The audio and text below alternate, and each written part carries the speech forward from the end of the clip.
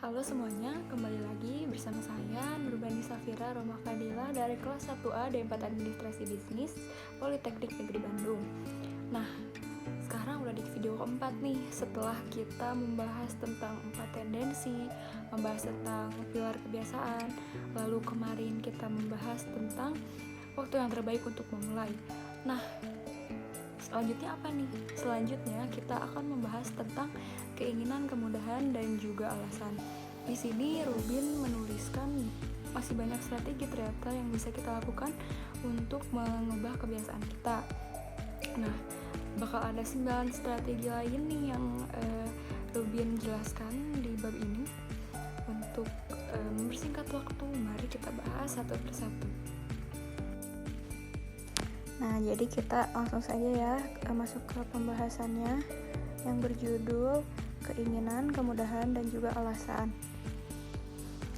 Di sini Rubin menjelaskan ada 9 strategi yang bisa memudahkan kita untuk membentuk suatu kebiasaan. Apa saja sih 9 strategi tersebut? Jadi strategi yang pertama itu ada strategi abstain, yang kedua ada strategi convenience atau strategi kenyamanan, yang kedua ada strategi inconvenience yaitu kebalikannya dari kenyamanan yaitu ketidaknyamanan. Lalu selanjutnya ada strategi of safeguard atau strategi pengamanan. Lalu selanjutnya ada strategi of loophole spotting atau strategi celah.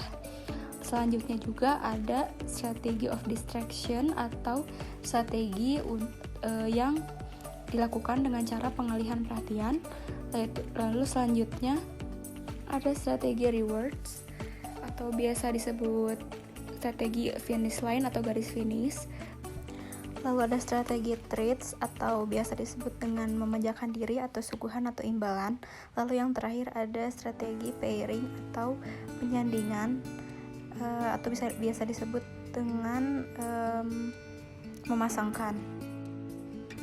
Nah, sekarang kita akan membahas strategi yang pertama yaitu strategi abstain. Nah, pada strategi abstain ini Rubin mengatakan bersikaplah moderat, jangan memanjakan diri setiap hari, tetapi jangan juga menyangkal diri Anda sama sekali, karena jika Anda melakukannya, Anda akan semakin terpuruk.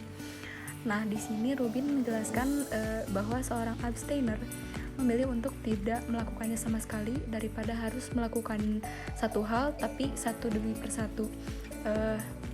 Jadi di sini sebagai contoh, jika ada seorang abstainer yang ditawari untuk memakan coklat, namun hanya ditawari salah satu bagian dari coklat atau hanya sekotak atau sepotong, para abstainer memilih untuk tidak mengambil coklatnya sama sekali, karena seorang abstainer memiliki pemikiran bahwa jika dia melakukan sesuatu, dia harus menyelesaikannya. Nah, jadi untuk contoh ini, seorang abstainer memilih untuk tidak memakan coklat sama sekali jika dia tidak bisa menghabiskannya. Nah, kebalikannya untuk seorang moderator akan merasa gugup atau panik ketika mereka tidak bisa melakukan satu hal. Jadi untuk seorang moderator, mereka bisa saja mengambil satu bagian dari coklat karena mereka pikir di keesokan harinya mereka bisa memakan coklat itu lagi, dan keesokan harinya mereka bisa memakan lagi hingga habis. Lalu strategi kedua yaitu strategi convenience atau strategi kenyamanan. Di sini Rubin mengatakan bahwa kita lebih cenderung melakukan sesuatu jika nyaman dan kecil kemungkinannya jika tidak. Nah, pada strategi ini ada satu contoh dari pengalaman Rubin sendiri. Rubin mengatakan bahwa sebenarnya jarak apartemen dan gym tempat dia berolahraga hanya berjarak 5 blok. Dan pada awalnya dia sanggup untuk membawa perlengkapan ia untuk berolahraga bolak-balik dari apartemen ke gym tempat dia berolahraga. Jadi dia berpikir bahwa untuk apa dia menyewa locker, sedangkan ia masih sanggup untuk membawa perlengkapannya sendiri. Namun seiring berjalannya waktu, ternyata Rubin merasa bahwa dia merasa malas untuk pergi ke gym karena dia harus membawa perlengkapannya sendiri dari apartemen. Nah, berarti jalan keluarnya dia memilih untuk menyewa locker demi kenyamanan dia sendiri. Karena ternyata yang membuat dia malas pergi ke gym adalah membawa peralatannya, bukan berolahraganya. Jadi menyewa loker adalah jalan keluar untuk mengatasi kemalasan Rubin untuk membawa peralatan olahraganya. Lalu yang ketiga ada strategi inconvenience atau strategi ketidaknyamanan. Nah, strategi ini merupakan kebalikan dari strategi kenyamanan. Di sini Rubin mengatakan, sama seperti saya tidak memperkuat kebiasaan baik dengan membuatnya lebih nyaman, kita juga dapat menghilangkan kebiasaan buruk dengan membuatnya menjadi kurang nyaman. Nah, jadi jika kita ingin menghindari kebiasaan buruk, maka buatlah hal tersebut menjadi sulit bagi diri kita.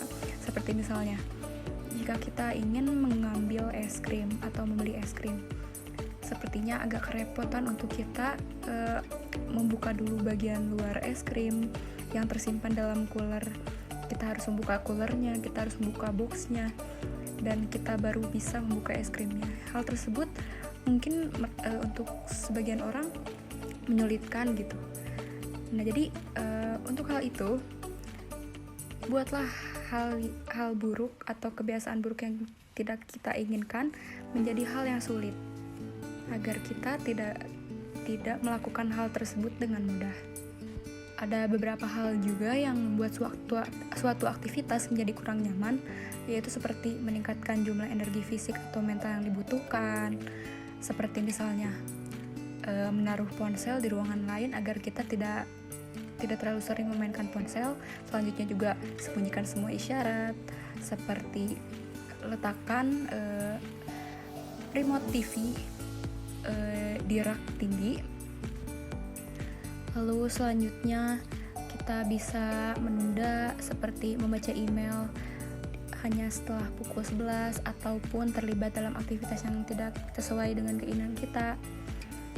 Karena jika kita tidak nyaman dengan suatu aktivitas, kita tidak akan mungkin melakukannya. Lalu selanjutnya kita bisa menaikkan biaya ataupun memblokir semuanya. Seperti misalnya saat pengeluaran tidak nyaman, kecil kemungkinan kita untuk melakukan pembelian yang impulsif atau pembelian secara berlebihan. Lalu selanjutnya strategi yang keempat adalah strategi safeguard atau strategi pengaman. Nah, di strategi pengaman ini menghilangkan petunjuk yang mengarah pada godaan tersebut. Lalu selanjutnya juga menggunakan perencanaan jika maka. Karena tidak mungkin menghilangkan semua isyarat dari lingkungan kita membutuhkan pengaman tambahan. Nah, langkah selanjutnya alat untuk pembentukan kebiasaan yang efektif pun adalah membuat rencana tindakan terperinci untuk menjaga kebiasaan baik itu. Nah, perencanaan tersebut disebut jika maka. Nah, orang yang menggunakan perencanaan jika maka akan lebih cenderung berpegang pada kebiasaan baik mereka daripada orang yang tidak melakukan prinsip jika maka. Nah, contohnya seperti jika saya ingin menyelesaikan banyak tulisan asli, saya pergi ke perpustakaan, di mana saya tidak memiliki internet. Lalu selanjutnya, jika saya menulis, berarti saya menutup email saya. Selanjutnya, jika saya diundang makan malam, saya harus makan camilan sebelum pergi, jadi saya tidak akan terlalu lapar nantinya. Perencanaan jika maka adalah salah satu alat terpenting dalam pengamanan, karena ini mempersenjatai kita untuk menghadapi suatu situasi yang berisiko tinggi apapun dengan rencana yang dipertimbangkan dengan cermat. Selanjutnya adalah strategi loophole spotting atau strategi celah. Sifat manusia suka mencari celah, bahkan ketika kita sangat berkomitmen pada kebiasaan baik, ataupun bahkan ketika kita menikmati kebiasaan tersebut, kita seringkali mencari kemungkinan pembenaran untuk memanfaatkannya. Nah, dengan sedikit kecerdikan, pasti ada celah untuk setiap kesempatan. Celah adalah argumen mengapa kita harus dimaafkan untuk mengikuti kebiasaan baik. Celah seringkali melintas di benak kita, hampir di bawah tingkat kesadaran kita. Jika kita mengenalinya, kita bisa menilai bahwa celah akan menipu diri kita sendiri. Saat kita menipu diri kita sendiri, kebiasaan buruk paling dapat menindas kita. Nah, untuk mengidentifikasi strategi celah Di sini ada 10 kategori utama, yaitu yang pertama ada celah lisensi moral. Dalam celah lisensi moral kita memberikan diri kita izin untuk melakukan sesuatu yang buruk karena kita menganggap bahwa diri kita baik. Diri kita beralasan bahwa diri kita telah mendapatkan atau pantas mendapatkan. Seperti contohnya di sini, saya sangat mahir bermeditasi, berarti saya pantas mendapatkan hari libur. Atau saya telah melakukan begitu banyak tugas Natal, saya berhak membeli sedikit sesuatu untuk diri saya sendiri. Nah, itu adalah contoh dari celah lisensi moral. Selanjutnya ada celah hari esok. Celah hari esok ini contohnya seperti memiliki pemikiran, tak apa kalau kita tidak bisa menyelesaikannya sekarang karena besok kita bisa melakukannya. Atau tidak apa hari ini saya tidak belajar dengan baik karena hari esok saya pasti bisa belajar dengan baik. Itu adalah contoh dari celah hari esok. Lalu selanjutnya adalah celah pilihan salah. Nah, di celah pilihan salah biasanya kita mengajukan dua kegiatan yang bertentangan, seolah-olah kita harus membuat keputusan salah satu atau padahal keduanya tidak terlalu bertentangan. Seperti saya belum pernah berolahraga dan menulis terlalu sibuk, atau saya tidak punya waktu untuk mengedit draft saya punya terlalu banyak email untuk dijawab. Nah, berikut yang telah disebutkan adalah celah pilihan salah. Selanjutnya adalah celah kontrol yang kurang. Di sini kita sering memiliki ilusi kendali atas hal-hal yang tidak dapat kita kendalikan. Contohnya, meskipun kita tidak dapat mengontrol setiap aspek dari suatu situasi, kita biasanya dapat mengendalikannya lebih dari yang kita katakan pada diri kita sendiri. Misalnya, saya berpergian sepanjang waktu, atau ini terlalu panas, atau itu terlalu dingin, dan ini terlalu hujan atau hujan deras, ataupun saya mengalami cedera. Nah, hal yang disebutkan barusan adalah contoh dari celah kontrol yang kurang. Celah yang kelima yaitu celah berencana untuk gagal. Contohnya di sini adalah misalnya, saya akan memeriksa email saya dengan cepat sebelum saya pergi ke rapat, dan kemudian menelepon, oh tidak, sudah larut malam, tidak ada gunanya untuk pergi ke rapat sekarang. Nah, di sini sebuah kegagalan adalah tujuan utama dari usaha. Lalu selanjutnya adalah celah ini tidak terhitung atau tidak dihitung. Seringkali dari kita menganggap bahwa hal yang kita lakukan itu tidak dihitung atau tidak kita anggap sama sekali. Lalu selanjutnya ada celah asumsi yang dipertanyakan. Kita dapat membuat asumsi yang mempengaruhi kebiasaan kita. Seringkali bukan menjadi lebih baik, dan banyak dari asumsi tersebut menjadi kurang meyakinkan di bawah pengawasan yang cermat. Contohnya di sini, saya tidak bisa mulai bekerja sampai kantor saya bersih. Atau jika saya terlalu sibuk untuk naik tangga, lebih cepat menunggu di jalur elevator yang panjang. Ataupun semua orang kreatif itu berantakan. Atau contoh lain, saya sudah mandi, jadi saya tidak bisa berolahraga. Berikut ada contoh celah asumsi yang dipertanyakan. Selanjutnya ada celah kepedulian kepada orang lain. Kita memberitahu diri kita sendiri bahwa kita bertindak karena mempertimbangkan orang lain dan membuat keputusan yang murah hati dan tidak egois. Atau kami memutuskan bahwa kami harus melakukan sesuatu agar sesuai dengan situasi sosial. Jadi celah di sini adalah hal yang kita lakukan karena mempertimbangkan orang lain. Seperti contohnya, tidak sopan pergi ke pesta ulang tahun teman jika tidak memakan sepotong kue. Lalu selanjutnya adalah celah aktualisasi diri palsu. Seringkali celah disamarkan sebagai pelukan hidup atau penerimaan diri, sehingga kegagalan untuk mengejar sesuatu kebiasaan tampak menguatkan kehidupan atau hampir spiritual. Seperti contohnya, you only live once, atau Anda hanya hidup sekali. Anda akan menyesal jika tidak mencobanya. Nah, anggapan-anggapan seperti itu yang termasuk ke dalam celah aktualisasi diri palsu. Lalu selanjutnya ada celah satu koin. Meskipun satu koin jelas tidak akan cukup untuk membuat seseorang menjadi kaya, orang akan menjadi kaya hanya dengan menambahkan satu koin demi satu persatu. Ini mengingatkan tentang sedikit demi sedikit tapi menjadi bukit. Lalu kita berlanjut ke strategi berikutnya, yaitu strategi distraction atau strategi pengalihan perhatian. Nah, di sini gangguan dapat membantu kita menahan godaan, meminimalkan stres, merasa segar, dan menoleransi rasa sakit, serta membantu kita tetap berpegang pada kebiasaan baik kita. Nah, sebagai contoh, misalnya kita berada di sebuah supermarket, kita melihat suatu barang dan kita merasa kita ingin membelinya. Nah, namun dengan strategi distraction ini, kita bisa mencoba untuk mengalihkan perhatian kita selama 15 menit. Nah, apabila setelah 15 menit kita tetap memikirkan suatu barang tersebut, maka beli. Jika setelah 15 menit berlalu tapi kita sudah berhenti memikirkan barang tersebut, berarti kita tidak perlu membelinya. Lalu selanjutnya ada strategi reward atau strategi penghargaan. Nyatanya, penghargaan sebenarnya tidak berbahaya untuk pembentukan kebiasaan. Jika kita ingin membuat kebiasaan, kita harus menggunakan penghargaan dengan cara yang sangat hati-hati dan terbatas. Namun ternyata penghargaan atau hadiah pun menghalangi pembentukan kebiasaan. Nah, di sini ada 3 alasan kenapa hadiah menghalangi pembentukan kebiasaan. Yang pertama, hadiah mengajari kita bahwa kita tidak akan melakukan aktivitas tertentu untuk kepentingan sendiri, tetapi hanya untuk mendapatkan hadiah itu. Oleh karena itu, kita harus belajar bahwa mengasosiasikan aktivitas dengan paksaan, perampasan, ataupun penderitaan.